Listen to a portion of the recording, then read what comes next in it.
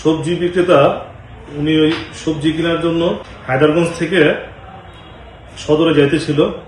হায়দারগঞ্জ আর বাসাবাড়ির রোডটাতে তার অটোটা আটক করে ওরা, সিএনজি দিয়ে আটক করার পরে তাকে ছুরি ধরার পরে তার কাছ থেকে পিটাইয়া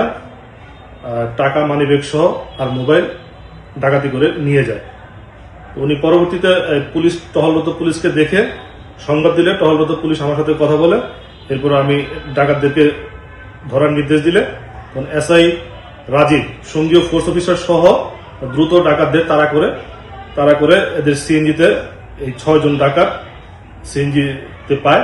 তাদেরকে আটক করে সার্চ করে তাদের এই ডাকাতি হওয়া যে মোবাইল মানিব্যাগ উদ্ধার করে এবং তাদের